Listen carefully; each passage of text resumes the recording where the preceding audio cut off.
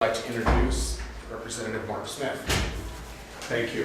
Thanks, Mark, for holding this press conference and for talking about these important issues. There are a number of things in Washington, D.C. that are up for grabs, and we need to be watching what the federal government is doing right now, and we need to be watching what they're doing very closely. Social Security revolutionized this nation when it went into effect in 1935. A while back I was reading former Congressman Neil Smith's book, Mr. Smith Went to Washington, and he talks about the extreme poverty that people in southern Iowa were experiencing, and that was just an exposure of one group of people. Lots of people were going through extreme poverty during that time, no old age assistance to help them. And then the next revolution that we saw was in 1965 with Medicare coming into being, and people having the security against catastrophic illnesses and so much better quality of life. What we've seen in the years since Medicare came into existence is that all of us, whether we're on Medicare or not, have had availed to us a whole host of services. No hospital in the state could operate without Medicare being available, and many of the specialty services that we have, we could not sustain or have in our state if it wasn't for these dollars coming in to provide care to our citizens. These are things that are up for grab as the federal government grapples with the budget crisis that we're currently experiencing. We need to be on guard, and we need to be speaking out for these services for the poor, the disabled, and the elderly among our population, and our population in general. With that, I need to go take a couple of votes, so I'm going to slip out here. And next up is Senator Jack Hatch, who's been a champion of these causes for a very long time and continues to fight for all of these issues. Thank you, Mark. When I came back to the legislature after 8 years of absence, I met Mark in the lobby. He just said that someone congratulated him for coming back to the legislature because they thought he was me. Mark and I are brothers from different mothers. He has a sense of fairness and equity that a lot of Democrats have, and more legislators should have. He spoke very eloquently about what federal responsibility is during this debate in Washington, but the state has that responsibility as well, not only to protect those services and those programs that serve the elderly and the poor, the middle class, but we have responsibility provided to us specifically by the legislation, Affordable Care Act that was passed by Congress 2 years ago. The Affordable Care Act, or also known as Obamacare, requires the states to invest money in Medicare. Medicare is a program for low-income, disabled Americans, and it is part of the whole healthcare system that moves availability of healthcare not only for the low-income Americans, but to middle-income Americans as well. It talks about the security that we need to provide for all families.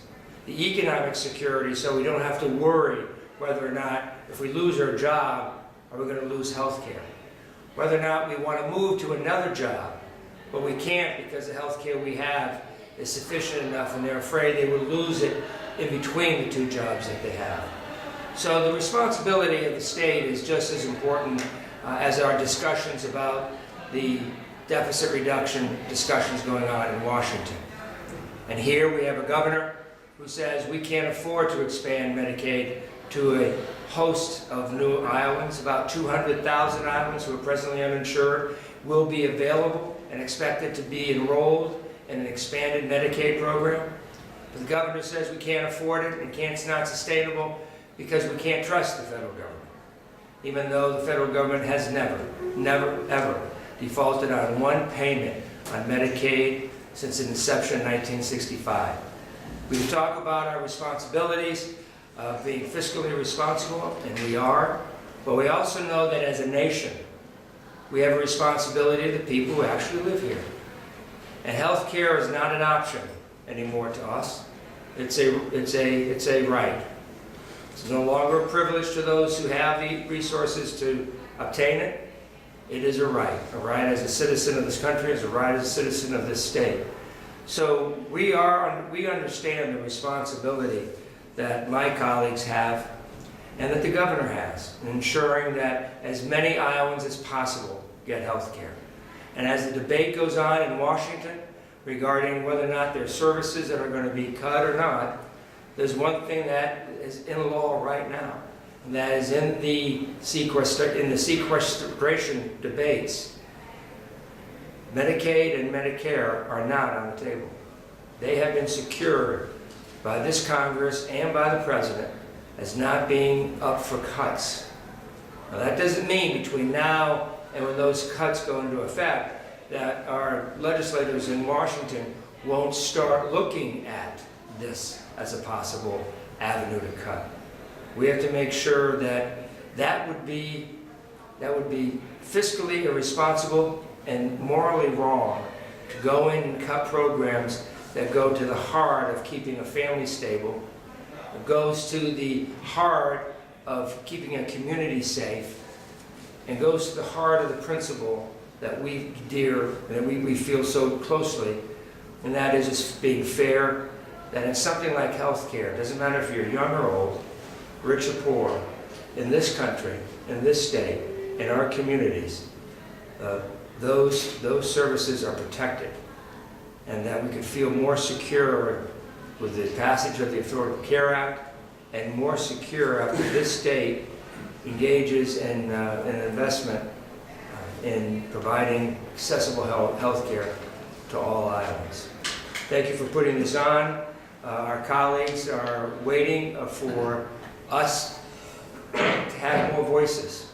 So I know labor is important for this in this debate, and labor needs, and apparently is, willing to step up and engage in a dialogue to protect those things that are most important for all of us. Thank you.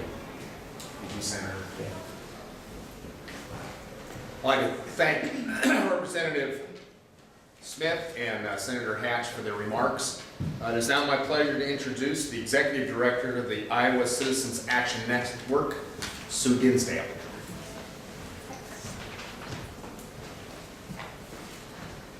On January 1st, Congress and President Obama agreed that it was time for tax cuts on the wealthiest 1% of Americans to expire.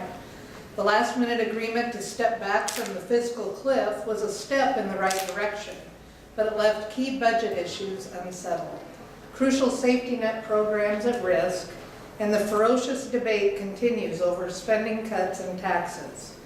Raising taxes for the richest Americans over full-throated objections of the opponents was a good start, but we can do better. We have much to do to protect Medicaid, Medicare, Obamacare, and Social Security in the next round of negotiations. Senators must stand up for America's working families and the programs they depend on for economic security. We have to demand that the richest Americans and corporations who have enjoyed years of loopholes and tax breaks finally pay their fair share of taxes so we can fix the economy, create jobs, protect health care and Social Security for families. And we must rein in wasteful Pentagon spending. We note that many military experts say that cuts could be as high as $1.5 trillion over the next decade without compromising national security. By March 1st, $1 trillion in delayed across-the-board spending cuts kick in under the original sequestration deal of 2011. Families and communities will feel the pain as Head Start, job training, and many other programs they depend on are cut. If Congress can't reach a deal to avoid the across-the-board cuts in defense and domestic programs, the economy will suffer. Even if the sequestration question is responsibly resolved, there's another deadline at the end of March, the expiration of the latest continuing resolution to fund the government. Failure to reach an agreement on that could result in a highly disruptive government shutdown. There is a solution to these deadlines and potential crises that would protect important programs as well as make critical investments for the future. Rather than make cuts that hurt children, families, and seniors, and shift costs to states, Congress should raise more resources by making the richest Americans and corporations pay their fair share. New revenue must be on the table. We should raise trillions by continuing to make our tax and revenue system more equitable. Ending the tax breaks for the 1% was a good start, but capital gains taxed at 20%, not good enough. No inheritance taxes on estates worth as much as $15 million, unconscionable. Corporations subsidized to send good jobs overseas, absolutely outrageous. Winston Churchill once famously observed that you can always count on Americans to do the right thing after they have tried everything else. I think it's safe to say we have tried everything else. We can do better. Thank you.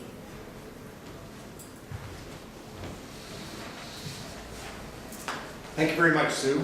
Our next speaker is the president of the Iowa Alliance for Retired Americans, Jan Lau.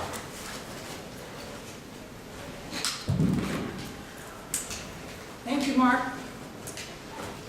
There are misguided members of Congress who are pushing for cuts to Medicare, Social Security, and Medicaid in order to preserve tax loopholes for Wall Street and wealthy Americans. The Iowa Alliance for Retired Americans is partnering with labor and progressive organizations to send a loud and clear message. Today's retirees want our economy to turn around. We worry about our children and grandchildren, and of course, we don't want to saddle them with a huge debt.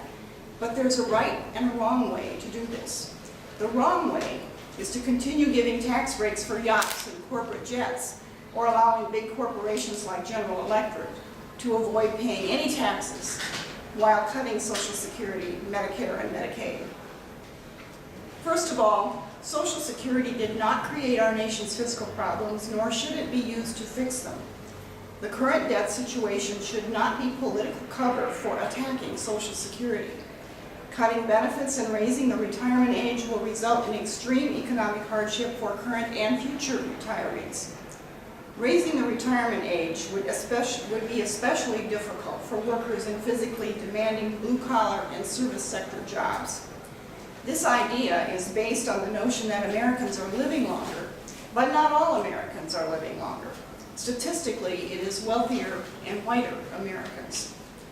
Changing the current formula used to calculate the cost of living adjustments, or COLA, which is already a pretty poor reflection of the cost of living for seniors, changing that to the chain CPI would cause benefits to fall further behind the true cost of living and would be devastating for millions of seniors who are already struggling to get by. Social Security is based on a promise. If you pay into the system, then you earn your guaranteed benefits. This is one promise that politicians should not break. We cannot allow tax breaks for the wealthiest to roll back the basic promise of health care, including Medicare. Both means testing and raising the Medicare eligibility age do nothing to reduce the rising costs of health care, but instead they shift the costs onto seniors, employers, and the states. Medicare should not be on the chopping block, while drug companies continue to reap huge windfalls. Allowing Medicare to negotiate with pharmaceutical companies on behalf of Medicare's 48 million beneficiaries to lower the cost of prescription drugs would mean big savings for Medicare and the federal government. These savings would further extend the life of the Medicare Trust Fund. Medicaid is a lifeline for millions of Americans who cannot afford private health insurance. About half of Medicaid's beneficiaries are children, but 2/3 of all Medicaid spending is for seniors and people with disabilities. Medicaid provided $3 billion in benefits to Iowa in 2009, about 14% of all health care spending in the state, and it insured 1 in 6 Iowans. The rising costs of Medicaid are primarily due to the rising costs of health care system-wide. The solution is to slow the growth of health care costs for everyone, not to cut Medicaid's benefits. Cutting federal funding to Medicaid will shift costs to the states, and if they can't pay it, even worse, it will shift costs to individuals and families who can least afford it. Now, while the American Taxpayer Relief Act, which passed on January 2nd, 2013, did raise tax rates on individuals' incomes above $400,000 and couples' incomes above $450,000, it did not adequately address our fundamentally flawed tax code, in which sacrifice is distributed terribly unfairly.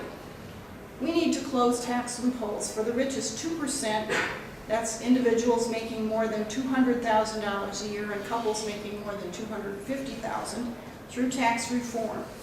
Limiting deductions and exclusions for couples making more than $250,000 a year would bring savings of $410 billion. We should also close tax loopholes on Wall Street, which allows corporations like GE to get away with paying nothing in taxes. The United States has a lower effective corporate income tax rate than other developed countries. Closing this loophole would generate hundreds of billions of dollars. The best way, the very best way, to improve our nation's finances and reduce the deficit is to create jobs. Congress's top priorities should be creating Congress's top priorities should be creating jobs by investing in infrastructure and education, raising wages, reducing inequality, and improving economic security. And the Iowa legislature should also make this their top priority.